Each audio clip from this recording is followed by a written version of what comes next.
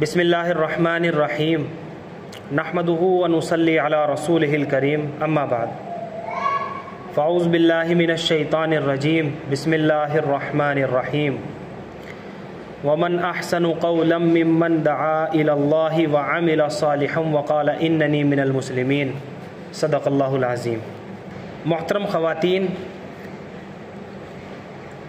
अल्लाह ने हम सब की कामयाबी और क़यामत तक आने वाले हर इंसान की कामयाबी, चाहे मर्द हो चाहे औरत हो, अपने मुबारक दीन में चलने में रखी है।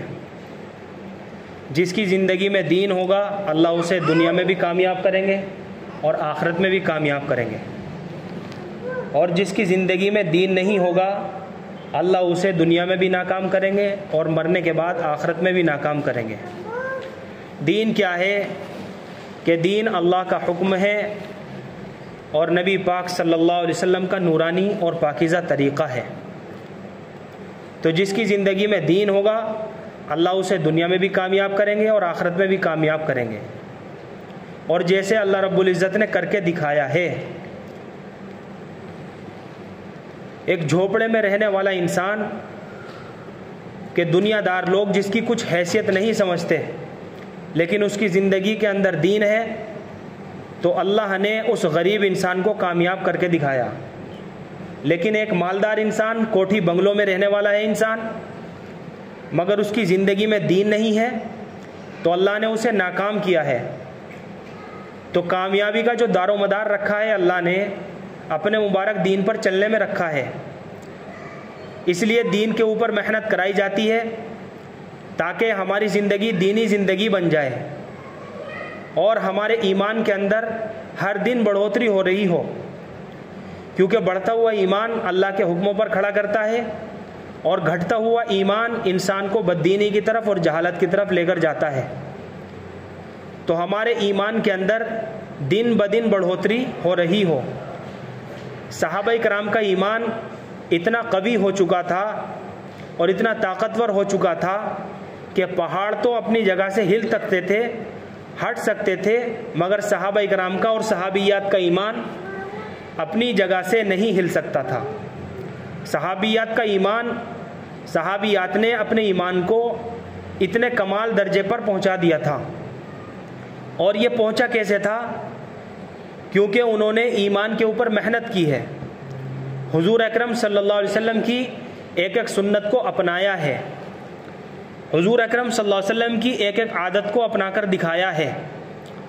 हुजूर अकरम सल्लल्लाहु अलैहि वसल्लम ने जो तरीके दीन और दुनिया के काम करने के बता दिए, उन सारे तरीक़ों को अपनाकर दिखाया है। और आज भी अल्लाह रब्बुल इज़्ज़त का वही दस्तूर है कि जो मर्द हो, चाहे औरत हो चाहे मर्द हो, कि जो भी अपनी ज़िंदगी के अंदर इस दर्जे पर मेहनत करेगा तो अल्लाह रब्बुल इज़्ज़त ज़रूर उसको दुनिया में भी कामयाब करेंगे, आखिरत में भी कामयाब करेंगे। अल्लाह रब्बुल इज़्ज़त उसकी दुनिया भी बनाएंगे और आखिरत भी बनाएंगे। दुनिया की ज़िंदगी जो है ये बहुत मुख्तसर सी ज़िंदगी है, इंसान की मौत पर ख़त्म हो जाएगी। इंसान दुनिया की ज़िंदगी को कामयाबी समझता है, ये कोई कामयाबी नहीं है। इंसान का जैसे ही इंतकाल हुआ और मर गया, इंसान की कामयाबी उसी वक्त ख़त्म हो गई।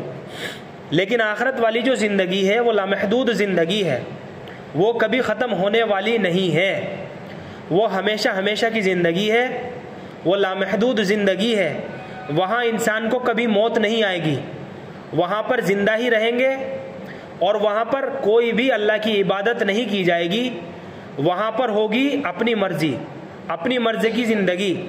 लेकिन अपनी मर्ज़ी की ज़िंदगी वहाँ उसी मर्द और औरत को मिलेगी जो यहाँ रबचाही ज़िंदगी पर चलकर गया हो। जो मर्द, चाहे मर्द हो चाहे औरत हो, अगर दुनिया में रहकर अपनी मर्ज़ी और ख़ुदगर्ज़ी को छोड़कर अल्लाह के हुक्मों पर और नबी पाक सल्लल्लाहु अलैहि वसल्लम के नूरानी और पाकीज़ा तरीक़े के मुताबिक ज़िंदगी गुजार कर गया होगा, तो मरने के बाद उसे मनचाही ज़िंदगी मिलेगी। जिस चीज़ की ख्वाहिश करेगा या जिस चीज़ की ख्वाहिश करेगी, चाहे उसकी ज़बान पर यह बात आई हो या ना आई हो, सिर्फ दिल के अंदर ही उसका ख्याल आया हो वो चीज़ अल्लाह रब्बुल इज़्ज़त उसके साथ हाजिर कर देंगे। और ये चीज़ उसको तभी मिलेगी जब यहाँ पर वो अल्लाह के हुक्मों पर चलकर गया होगा और हुजूर अकरम सल्लल्लाहु अलैहि वसल्लम की एक एक सुन्नत को ज़िंदा कर कर गया होगा। तो इसलिए मोहतरम ख़वातीन, दीन की बातों का कहना सुनना इसीलिए होता है ताकि हमारे ईमान की सतह हमें पता चल सके कि हमारा ईमान कितना कवी है और हमारा ईमान कितना कमज़ोर है। अगर हमारा, अब कैसे पता चलेगा कि हमारा ईमान मजबूत है या कमज़ोर है? देखिए, इसका पता इस वक्त चलेगा कि जब भी अल्लाह की तरफ से कोई हुक्म आया और हम उस हुक्म को करने के लिए तैयार हो गए, फ़ौरन तैयार हो गए, आमादा हो गए, तो समझ लेना हमारे ईमान के अंदर बढ़ोतरी हो रही है। और अगर हमारा ईमान हमें अल्लाह के फ़र्ज़ों के ऊपर खड़ा नहीं कर रहा, जब हमारे सामने अल्लाह का कोई भी तकाज़ा आया या कोई भी हुक्म अल्लाह का हमारे सामने आया और हमारा ईमान उसको करने के लिए हम तैयार नहीं हुए, तो समझ लेना हमारे ईमान में दिन ब दिन कमज़ोरी आ रही है। और ये कमज़ोरी एक दिन हमें जहालत के ऊपर डाल देगी। इससे अपने आप को बचाना है। अब हमें सोचना है कि हमारा ईमान बढ़ रहा है या कमज़ोर हो रहा है। कि 5 वक्त की नमाज मोहतरम ख़वातीन हम घर के अंदर पाबंदी के साथ पढ़ रहे हैं या नहीं पढ़ रहे हैं। अगर 5 वक्त की नमाज हम पाबंदी के साथ पढ़ रहे हैं तो समझ लेना हमारे ईमान में बढ़ोतरी हो रही है। और अगर हमारा ईमान 5 वक्त की नमाज़ों पर हमें खड़ा नहीं कर रहा तो समझ लेना हमारा ईमान घट रहा है। और घटते घटते हमारे ईमान की सतह इतनी कमज़ोर हो जाएगी कि ये एक दिन हमें बददीनी की तरफ ले जाएगा और हमें पता भी नहीं चलेगा। और दिल के ऊपर एक काला धब्बा लग जाएगा, एक निशान लग जाएगा। और ये निशान बढ़ते बढ़ते इतना मजबूत हो जाएगा कि फिर छुटाने से भी नहीं छूटेगा। इसलिए फुक़हा किराम ने लिखा है कि बिना तौबा इस्तिग़फ़ार के और बिना अल्लाह के सामने रोए धोए ये जो है काला धब्बा नहीं छूटता। तो इसलिए वहाँ तक नौबत आने से पहले और वहाँ तक हमारे ईमान की सतह और कमज़ोरी पहुँचे, इसलिए हमें अपने ईमान की हिफाजत करनी है। सहाबाई कराम अपने ईमान की फ़िक्र में हर वक्त रहते थे। सहाबियात अपने ईमान की फ़िक्र में हर वक्त रहा करती थी कि हमारे ईमान की सतह बुलंद हो रही है या हमारे ईमान की सतह कमज़ोर हो रही है। तो इसलिए जितने भी करने के काम, चाहे वो दीनी हो या दुनियावी हो, अगर उसके अंदर हम अल्लाह का हुक्म तलाश कर रहे हैं और नबी का तरीक़ा तलाश कर रहे हैं, यानी इसको कहते हैं तहक़ीक़ का जज्बा पैदा होना। ये इल्म का मकसद है। ये 6 सिफ़ात जो हमारे सामने आती है, ईमान, नमाज, इल्म और ज़िक्र, ये तीसरा नंबर है कि जब भी हमारे सामने कोई मसला पेश आ गया, चाहे घरेलू मसला हो, दीनी मसला हो या दुनियावी मसला हो, कोई भी तकाज़ा हमारे सामने आ गया तो उसके अंदर तहक़ीक़ करने का जज्बा हमारे अंदर पैदा हो जाए कि इस काम को, जो हमारे सामने काम आया है, इसको करना जायज़ है या नाजायज़ है, हराम है या हलाल है। इसकी तहक़ीक़ करना ये हमारे इल्म का तकाज़ा है। और अल्लाह रब्बुल इज़्ज़त के यहाँ पर इसके बारे में पूछ होगी कि हमने तुम्हें इल्म दिया था, उस इल्म के मुताबिक तुमने कितना अमल किया। हमने तुम्हें जवानी दी थी, इस जवानी को तुमने कहाँ पर लगाया। और हमने तुम्हें माल दिया था, कैसे कमाया और कहाँ पर खर्च किया, और अपने इल्म के ऊपर कितना अमल किया। इन सारी चीज़ों का जवाब जो है अल्लाह के सामने हमें देना पड़ेगा। और ये हदीस जो है ये समझने लायक हदीस है। अल्लाह के नबी सल्लल्लाहु अलैहि वसल्लम ने इरशाद फरमाया, ला तज़ूलु क़दमा इब्न आदम अन उम्रिही फ़ीमा अफ़ना व अन शबाबिही फ़ीमा अबला व अम्मालुहु मिन ऐन इक्तसबहु व फ़ीमा अनफ़क़हु व माज़ा अमिला बिमा अलिमा। सबसे पहला सवाल जो होगा ना कि हमने तुम्हें उम्र दी थी, अन उम्रिही फ़ीमा अफ़ना, कि हमने तुम्हें उम्र दी थी उसको कहाँ पर लगाया, वन शबाबिही फ़ीमा अबला, और हमने तुम्हें जवानी दी थी, जवानी को कहाँ पर तुमने खर्च किया, कहाँ पर गुजारी अपनी जवानी, कहाँ पर लगाई। वन शबाबिही फ़ीमा अबला व अम्मालुहु मिन ऐन इक्तसबहु व फ़ीमा अनफ़क़हु, माल कैसे कमाया, कहाँ पे खर्च किया। ये दोनों चीज़ है, ये दो अलग अलग है। एक तो कैसे कमाना ये अलग चीज़ है और कहाँ पर खर्च किया ये अलग चीज़ है। वमाजा अमिला बिमा अलिमा, और अपने इल्म के ऊपर कितना अमल किया। अब समझने वाली बात तो यह है कि ये 5 सवाल है, और अल्लाह के नबी ने यह फरमाया है कि जब तक आदम की औलाद इन 5 सवालों के जवाब ना दे देगी, क़यामत के दिन उसके पाँव अपनी जगह से हिल भी नहीं सकते। तो ये बहुत डरने की बात है और हमारे लिए समझने की बात है। तो इसलिए इन सारी बातों के ऊपर अमल करना ये बहुत ज़रूरी है हमारे लिए। हर लाइन के अंदर अल्लाह के हुक्म को तलाश करना, हर लाइन के अंदर, चाहे दीनी काम हो चाहे दुनियावी काम हो। अब हमारे घर के अंदर शादी ब्याह के तकाजे आते हैं, उसके अंदर हमें सुन्नत और शरीयत को देखना है। हमें यह सोचना है कि अल्लाह ने हमें मुसलमान बनाया है, अल्लाह ने हमें मुसलमान बनाया है, तो हमें अपनी शादी ब्याहों के अंदर भी सुन्नत को तलाश करना है कि हम किस तरीके से अपने बच्चों के शादी निकाह कर रहे हैं। क्या हमारे निकाह जो हो रहे हैं बच्चों के, ये सुन्नत के खिलाफ तो नहीं हो रहे हैं? अगर सुन्नत के खिलाफ हो रहे हैं और शरीयत के खिलाफ हो रहे हैं तो हम चाहे एड़ी चोटी का जोर लगा दें, कितना ही रुपया पैसा उसके अंदर खर्च कर दे, खुदा की कसम उस शादी के अंदर कभी भी बरकत नहीं हो सकती जिस शादी के अंदर अल्लाह के नबी की सुन्नतों को छोड़ा गया है। आज हमारे सारे घरों का, ख़ास तौर से मुस्लिम माशरों का ये हाल है, और गैर लोग हमारा मजाक बना रहे हैं। ये तो हमसे भी एक कदम आगे हैं कि इतनी रस्में तो हमारे शादी ब्याहों के अंदर भी नहीं होती जितनी रस्में मुसलमानों की शादी ब्याहों में हो रही है। तो हम सोचें कि हमारे बच्चों के शादी ब्याह जो हो रहे हैं वो सुन्नत के मुताबिक हो रहे हैं या सुन्नत के खिलाफ हो रहे हैं। अगर सुन्नत के खिलाफ हो रहे हैं तो हमारे बच्चों की शादी में कभी भी बरकतें नहीं हो सकती, वो घर एक दिन झगड़े फसाद का जरिया बनेगा। हाँ भाई, जिस निकाह के अंदर सुन्नत को पामाल किया गया हो, अल्लाह के हुक्म को तोड़ा गया हो, अल्लाह के नबी की सुन्नत को छोड़ा गया हो, उस निकाह के अंदर कैसे बरकतें हो जाएंगी, कैसे बरकतें आ जाएंगी उस निकाह के अंदर। और इसका जो अक्सर जरिया बनती है ना, हमारे घर की खवातीन बनती है। तो खवातीन को ख़ास तौर से इस बात को जहन में रखना चाहिए, बल्कि हमें मशवरा देना चाहिए कि नहीं, आप किसी आलिम से पता करो, आप इमाम साहब से पता करो कि हमें शादी ब्याह अपने बच्चों के किस तरीके पर करने हैं। सहाबा इकराम के और सहाबियात के शादी ब्याह इस तरीके से हो जाते थे, इतनी सादगी के साथ हो जाया करते थे कि दूसरे सहाबा को पता भी नहीं चलता था। अल्लाह ने जो है निकाह को इतना आसान बनाया है, लेकिन हमने तरह तरह के रस्म व रिवाज उसके अंदर डालकर शादी ब्याह को इतना भारी बना दिया कि एक गरीब अपनी बच्ची की शादी जब करता है तो उसकी आंखों में आंसू आ जाते हैं और ऐसा लगता है कि जैसे मेरे सामने एक पहाड़ खड़ा हो गया। तो उस गरीब की हाय किन के ऊपर पड़ेगी? मालदारों के ऊपर पड़ेगी कि जो अपने बच्चों की शादी के अंदर फजूल खर्ची कर रहे हैं, इतना पैसा लुटा रहे हैं। और इन्नल मुबज़्ज़िरीन कानू इख्वान शयातीन, फजूल खर्ची करने वाला शैतान का भाई है, यह कुरान ने ऐलान किया है। तो मोहतरम ख़वातीन, ये सारी जहालत की बातें हमारे दिलों के अंदर से निकलनी चाहिए।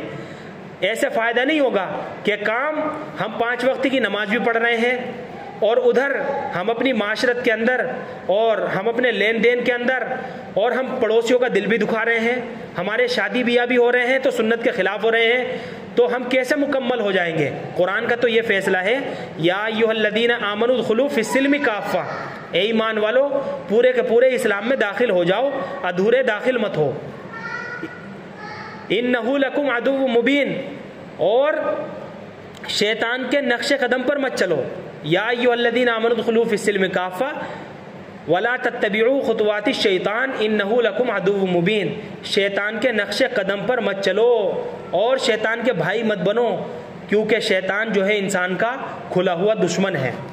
इसलिए मोहतरम ख़वातीन, हमारे घरों के अंदर दीनदारी पैदा हो जाए, इसलिए दीन की बातों का सुनना सुनाना होता है, 6 सिफात का मुज़ाकरा होता है। उसके लिए बड़े अकाबिरीन ने हमारे तरतीब बनाई है कि अपने घरों के अंदर तालीमों को ज़िंदा किया जाए, अपने बच्चों की अच्छे तरीके से तरबियत की जाए, अपने शोहर के हुकूक पहचाने जाए, माँ बाप का अदब और माँ बाप के हुकूक क्या है उनको पहचाना जाए, बहन भाइयों के हुकूक क्या है उनको पहचाना जाए, पड़ोसियों के क्या हुकूक है, पड़ोसियों के हुकूक से हम वाकिफ़ होने चाहिए। ये सारी बातें अल्लाह के नबी सल्लल्लाहु अलैहि वसल्लम ने अपनी उम्मत को सिखाई हैं। आज हमारे जुल्म सितम से हमारा पड़ोसी भी महफूज नहीं है, जिसका नतीजा ये होता है कि पड़ोस में रहते हुए भी हमारे पड़ोसी हमारे मुखालिफ बन जाते हैं। कभी हमने सोचा है कि इसके पीछे कितनी गहरी वजह है कि हमारे अंदर से वो सारे अखलाक निकल गए जो सहाबियात के अंदर अखलाक थे। सहाबियात के अंदर तो ये अखलाक थे कि खुद भूखे हैं तो भूखा रहना पसंद कर लिया, लेकिन पड़ोसी जो है हमारे पड़ोसी कि वो भूखे रह जाए, ऐसा कभी भी नहीं हो सकता। एक सहाबी के घर में मेहमान आ गए, जब उनके घर के अंदर मेहमान आए तो खाने का बस एक आदमी का खाना था उस घर के अंदर। अब जब वो मेहमान आए, अब रात का वक्त हो चुका था, अब मेहमान को खाना भी खिलाना है।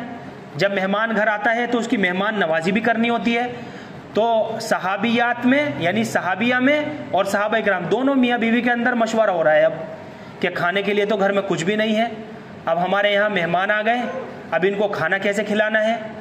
तो वो जो है वो शोहर अपनी बीवी से ये कह रहे हैं, देखो दस्तरखान बिछाकर हम इन मेहमान को अपने सामने बिठा लेंगे, आप अंदर ही रहना, और आप जो है ना जब हम खाने के लिए बैठे तो आप चिराग गुल कर देना, कि इससे क्या होगा कि मैं अपना मुंह चलाता रहूँगा और मेरा मेहमान पेट भर के खाना खा लेगा। तो उन सहाबिया ने ऐसे ही किया। जब वो खाना खाने के लिए बैठे दस्तरखान पे, क्योंकि एक आदमी का ही खाना था, तो सहाबिया ने चिराग बुझा दिया, चिराग गुल कर दिया। अब ये सहाबी अपने घर के अंदर दस्तरखान पर बैठे हुए अपना मुंह चलाते रहे, ताकि जो है मेहमान को महसूस ना हो कि ये नहीं खा रहे, बस खाली मुंह चलाते रहे, और मेहमान ने पेट भर के खाना खा लिया। तो आप देखें कि सहाबिया का ईमान किस दर्जे के कमाल का था, यानी कमाल ईमान के अंदर कमाल किस दर्जे का था, और सहाबा इकराम के अंदर कमाल जो था वो किस दर्जे का था ईमान के अंदर। आप देखें, क्या हमारे अंदर ऐसी तड़प है? आज हमारा पड़ोसी हमारे जुल्म सितम से महफूज नहीं है, हमारे रिश्तेदार हमारे जुल्म सितम से महफूज नहीं है। जो हमारे घर के अंदर आते हैं हमें चाहिए कि हम उनके सामने अखलाक पेश करें, अखलाक पेश करें उनके सामने। मेहमान नवाजी ये बहुत बड़ी चीज़ है। हज़रत अली रज़ी अल्लाह ताला अन्हु फरमाते हैं कि अगर 2 दिन मेरे घर में मेहमान नहीं है तो मेरे ऊपर उदासी छा जाती है। अल्लाह मेरे रिज्क की बरकत न चली जाए, 2 दिन से मेरे घर में मेहमान नहीं है। तो मेहमान की जो है मेहमान नवाजी करना, यह सहाबा इकराम का अहम मशगला था। सहाबा इकराम ने दावत का इसको एक अहम हिस्सा, अहम जुज़ बना रखा था। तो ये सारी चीज़ें हमारे अंदर पैदा होनी चाहिए। अखलाक बहुत बड़ी चीज़ है, क्योंकि अखलाक के ज़रिए से हम गैरों को अपना बना सकते हैं। अखलाक ही वो हथियार है कि इस्लाम जो पूरी दुनिया के अंदर फैला है और फैल रहा है, और एक दिन वो आएगा इंशाअल्लाह पूरी दुनिया के अंदर इस्लाम कायम होगा। तो ये किसकी ज़ोर पर फैला है? ये लाठी डंडे के या तलवार के ज़ोर पर नहीं फैला, बल्कि इस्लाम जो फैला है ये अखलाक के ज़ोर पर फैला है। तो मोहतरम ख़वातीन, हमारे अंदर अखलाक की बढ़ोतरी हो रही हो कि अल्लाह के नबी सल्लल्लाहु अलैहि वसल्लम ने हमें क्या अखलाक सिखाए हैं। अभी मैं आपको एक छोटी सी कारगुजारी सुनाऊं। हमारे असलम भाई की जमात मस्तूरात की गुजरात में गई। हमारे चांदपुर के साथी थे असलम भाई, अशरे की थी वो जमात, चिल्ला मैं मस्तूरात की जमात थी वो, यानी 40 दिन की जमात थी हमारे असलम भाई की, और मस्तूरात की जमात थी। अब क्या हुआ, गुजरात के अंदर ऐसे इलाके में वो जमात पहुंची कि हमारे सुन्नी भाई का सिर्फ एक ही मकान था उस पूरे महल्ले के अंदर। बाकी जितने भी थे ना हमारे बड़े भाइयों के घर थे, यानी बरेलवी हजरात ज़्यादा रहा करते थे उसके अंदर। अब जो है जब ये जमात उस घर के अंदर पहुंची तो एक बहुत बड़ी मुसीबत क्या आई, क्योंकि उन्हें चिढ़ है कि यहाँ पर जमात कैसे आ गई। अब वहाँ महल्ले के अंदर जो है 4-5 ख़वातीन ने जो है मशवरा किया, औरतों ने मशवरा किया कि आज जो है इन्हें यहाँ से निकालना है, ये जमात हमारे महल्ले में कैसे आ गई, इन्हें यहाँ से भगाना है, चाहे उसके लिए हमें लड़ना पड़े। तो उसके लिए 4-5 औरतें इकट्ठी हो गई और मशवरा किया। 10-12 औरतों ने मशवरा किया कि चाहे इनसे मुँहज़ोरी करनी पड़े, चाहे इनसे लड़ना पड़े, लेकिन आज इस जमात को यहाँ से भगाकर ही छोड़ेंगे। अब ये बात जो है ना किसी छोटे बच्चे के ज़रिए से किसी औरत ने उस जमात तक पहुँचा दी, जो मस्तूरात की जमात थी, जिस घर के अंदर क़याम था मस्तूरात का। उन मस्तूरात तक जो है उस छोटे बच्चे के ज़रिए से ये बात कहलवा दी।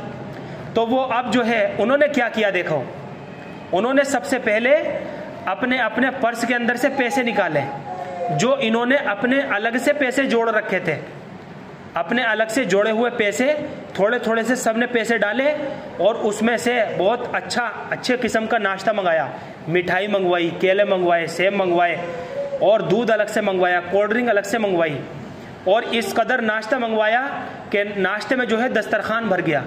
और उनके आने से पहले पहले जो वो औरतें लड़ने के लिए आ रही थी इनसे, उनके आने से पहले पहले इनकी मेहमान नवाजी करने के लिए इन ख़वातीन ने जो है नाश्ते का सामान मंगा कर रख लिया, खाने पीने का सामान मंगा करके रख लिया। अब ये औरतें आती है और जो है इनमें बात होती है, मुज़ाकरा होता है। अब इसमें क्या होता है, एक खातून जो है उस जमात की उनसे मुज़ाकरा करने लग जाती है और सहाबियात की क़ुरबानी उन्हें बताने लग जाती है। और उन्हें जो है जब सहाबियात की क़ुरबानी बताई तो ये जो औरतें उनसे लड़ने के लिए आई थी सारी की सारी रोने लगी और सबकी आंखों में आंसू आ गए कि सहाबियात की ज़िंदगी ऐसी थी, हज़रत फ़ातिमा रज़ी अल्लाह ताला अन्हा की ज़िंदगी ऐसी थी, ऐसी ज़िंदगी गुजार कर गई। हज़रत आयशा रज़ी अल्लाह ताला अन्हा की ज़िंदगी ऐसी थी, हज़रत खदीजा रज़ी अल्लाह ताला अन्हा की ज़िंदगी ऐसी थी। सहाबियात के ऊपर जब इन्होंने कारगुजारी बतानी शुरू की तो ये जितनी भी औरतें लड़ने के इरादे से आई थी ये सारी की सारी औरतें लड़ने रोने के लिए मजबूर हो गई, सब रोने लगी, ज़ारो कतार रोने लगी। अब वहाँ से जो है अंदर उन्होंने दस्तरखान बिछा दिया। अब ये जब इनका मुज़ाकरा पूरा हुआ तो अब दस्तरखान पे इनको बिठाया, इनकी मेहमान नवाजी की तो नाश्ता जो है ना इनको एकदम से नहीं खिलाया बल्कि एक एक आइटम करके पेट भर के इनको खिलाया। पहले तो सेब कटवा कर मंगवाए और अपने हाथों से, ये जितनी भी औरतें आई थी अपने हाथों से खिलाए। उसके बाद जो है चाय पिलवाई, फिर उसके बाद मिठाई मंगवाई, उसके बाद केले मंगवाए, तरह तरह के आइटम जो है इन्होंने मंगवा रखे थे, एक एक करके अपने हाथों से खिलाए पेट भर के और सबसे आखिर में इनको कोल्ड ड्रिंक भी पिलवाई। तो अब ये जो लड़ने के लिए औरतें आई थी इनसे, जमात से, मस्तूरात की जमात से, ये इतनी मुतासिर हुई कि वहीं से 6-7 औरतें 3 दिन की जमात के लिए तैयार हो गई। अब आप देखें कि अखलाक ने क्या से क्या कर दिया कि जब अच्छे अखलाक इनके सामने पेश किए गए तो देखिए कैसे पत्थर दिल को भी एक मोम बना दिया अच्छे अखलाक ने। अच्छे अखलाक इसका बहुत बड़ा मेयार है इस्लाम के अंदर। तो हमें चाहिए, तो अगले दिन जो है वहाँ से 3 दिन की जमात, मस्तूरात की जमात जो है 3 दिन की वो तैयार हुई और इन्होंने जमात की रवानगी की और जमात को वहाँ से रवाना किया।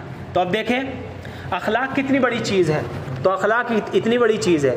तो मोहतरम ख़वातीन, हमारे घर के अंदर भी अगर कोई महल्ले पड़ोस से हमसे मिलने के लिए आ रही है या किसी भी काम से, किसी भी तकाजे से हमारे घर के अंदर आ रही है तो हमारा सबसे पहला फ़र्ज़ ये बनता है कि हम उनके सामने अखलाक पेश करें, प्यार मोहब्बत से बात करें, क्योंकि अखलाक ही वो हथियार है कि जो पत्थर दिल को भी मोम बना देता है। अखलाक ही के ज़ोर पर अल्लाह रब्बुल इज़्ज़त ने पूरी दुनिया के अंदर इस्लाम को कायम फरमाया है।